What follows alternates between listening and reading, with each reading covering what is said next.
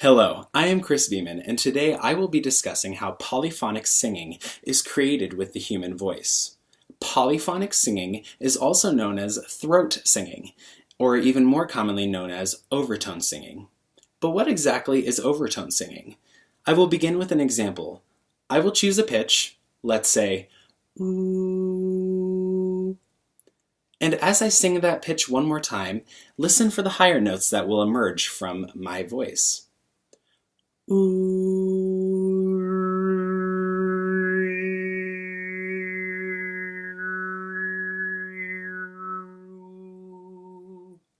Now, I didn't change pitch at all, but did you hear those higher notes? That is overtone singing.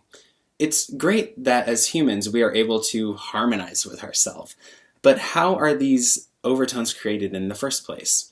The process lies in the anatomy of the human body, starting with the larynx and the pharynx. The larynx, pictured here, is also known as the vocal cords, the vocal folds, or perhaps the voice box. When the vocal folds vibrate, it creates sound. As basic physics tells us, the faster the vibration of sound, and hence the faster the vibration of the vocal folds, the higher the pitch of the sound. Now, another organ in our throats is the pharynx. The pharynx is simply a large gap in our throats. It doesn't do much other than provide a little bit of moisture and warmth for air when we breathe in, so that the air is conditioned to the temperatures of our bodies. Now, the pharynx also allows for the resonation of sound. As the larynx produces the sound, it moves upward the vocal tract into the pharynx, which bounces off the sound, making it louder, amplifying it, and resonating it. Now, with some minor training, a person is able to control their larynx and their pharynx and talk and learn how to sing a melody. After the foundation of singing is built, a person can move on to overtone singing. Now, to create the two tones and the overtone itself, the key is the tongue. When placed and raised just right, the tongue divides the vocal tract into two or more different tracts.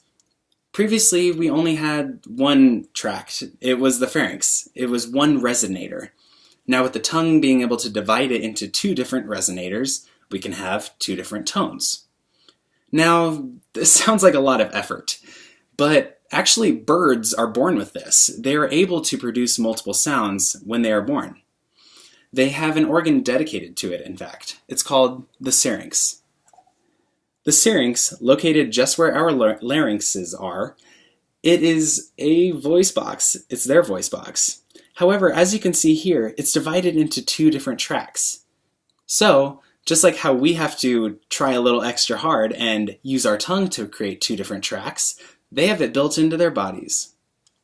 So, with those multiple tracks, they are able to have different songs, different polyphonic music on their spring mornings.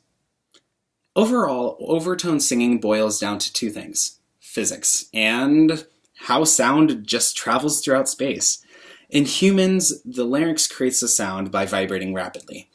The pharynx then amplifies the sound, which moves over the tongue, and the tongue can divert it a little. It can switch the sound into two different resonators, creating two different songs, two different melodies, two different tones.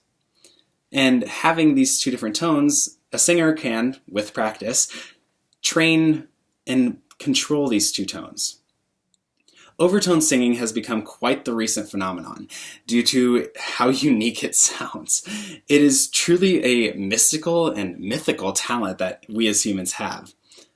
Thank you very much for listening to my informational video on how the process of overtone and polyphonic song is achieved. Make sure you go out and try it on your own. It's definitely not as hard as it seems. Thank you again.